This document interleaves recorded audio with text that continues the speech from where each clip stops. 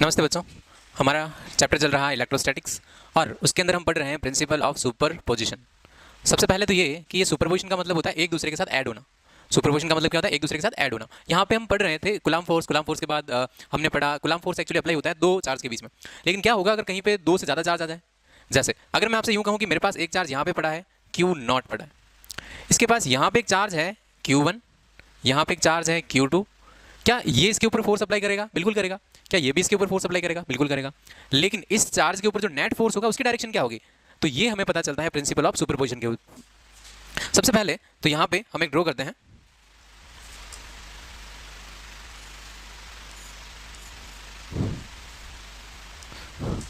हमारे पास एक ग्राफ है।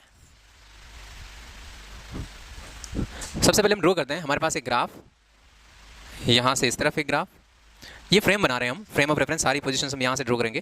उसके बाद हम यहाँ से डिनोट कर देते हैं कि ये जो है इसकी जो डिस्टेंस है वो यहाँ से और इसकी जो डिस्टेंस है वो यहाँ से, इनकी सबकी जो पोजीशन है वो पोजीशन है हमारी, इसकी पोजीशन को ले लेते हैं R1, इसकी पोजीशन ले लेते हैं R0 और इसकी पोजीशन ले लेते हैं R2।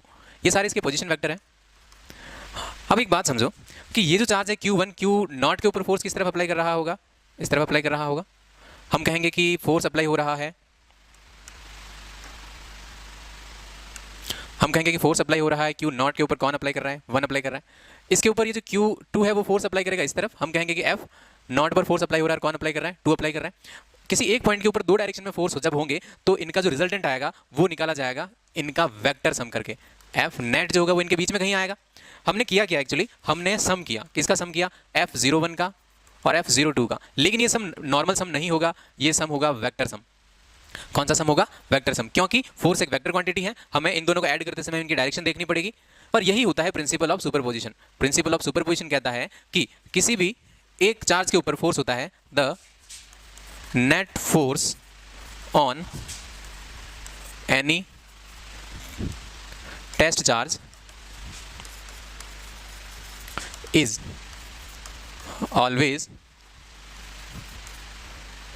Vector sum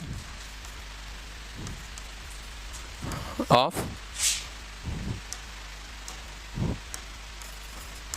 all the forces applied on it।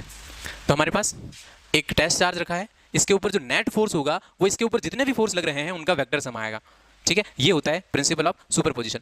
लेकिन अब ये अप्लाई कैसे होता है, कैसे काम आता है? जैसे अगर मैं आपसे यूं कहूं कि हमारे पास एक चार्ज यहां पे पड़ा है माइनस का Q0, माइनस Q चार्ज मान लेते हैं, और दूसरा चार्ज यहाँ पे पड़ा है प्लस Q, तीसरा चार्ज यहाँ पे पड़ा है वो भी प्लस का Q है। इन सभी के बीच में जो डिस्टेंस है वो सेम डिस्टेंस है। इनके बीच की जो डिस्टेंस है वो कितनी है? R।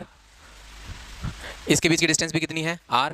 और इसके बीच की डिस्टेंस भी कितनी है? R। अगर मैं आपसे यूँ कहूँ कि इसके और इसके बीच में फोर्स कैसा होगा, आप कहेंगे कि अट्रैक्टिव फोर्स होगा, क्योंकि माइनस को प्लस क्या करेगा? अट्रैक्ट करेगा। ये भी इसको क्या कर रहा होगा? अट्रैक्ट कर रहा होगा। तो इसके ऊपर जो नेट फोर्स आएगा, देखो चार्ज सेम है तो फोर्स भी क्या होगा? सेम होगा। अब अगर मैं कहूँ कि दोनों इस चार्ज के ऊपर नेट फोर्स कितना होगा, F नेट जो है वो अगर हमें कैलकुलेट करना पड़े तो क्या करेंगे? इन दोनों के बीच में सबसे पहले तो एंगल नोट करेंगे। एंगल जो है वो कितना बन रहा है? 60 डिग्री बन रहा है। दो वेक्टर 60 डिग्री पे अप्लाई होते हैं, तो हमने पढ़ा है कि वेक्टर सम के अकॉर्डिंग हमारे पास फॉर्मूला होता है F का स्क्वायर F2 का square plus 2 F1 F2 cos 60। ये जो हम कर रहे हैं ना, ये हम कर रहे हैं वेक्टर सम। ये कौन सा सम कर रहे हैं? वेक्टर सम कर रहे हैं। तो देखो ये हम कौन सा प्रिंसिपल अप्लाई कर रहे हैं? प्रिंसिपल ऑफ सुपरपोजिशन अप्लाई कर रहे हैं, जिसमें हम पहले तो क्या देखेंगे? फोर्स जितने भी हैं उन सब की डायरेक्शन देखेंगे, और उन सब का नेट जो फोर्स निकल के आएगा वो सब का एक वेक्टर सम निकल के आएगा। सब की डायरेक्शन हमें देखनी पड़ेगी। तो इस तरीके से जब इसको कैलकुलेट करेंगे, एफ नेट जो कैलकुलेट होकर आएगा उसकी वैल्यू होगी 2F² प्लस 2F²। cos 60 की वैल्यू होती है 1/2, 2 से 2 कैंसिल, हमारे पास बचा √3F²। तो क्या मैं इसको F√3 लिख सकता हूँ?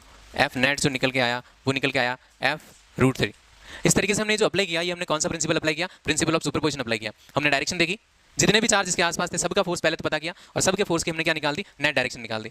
वही हमारी डायरेक्शन होगी। अब देखो इनके कारण जो डायरेक्शन आएगी वो इनके बीच में कहीं होगी, F नेट की जो डायरेक्शन होगी वो इसके बीच में होगी। Okay, thank you so much.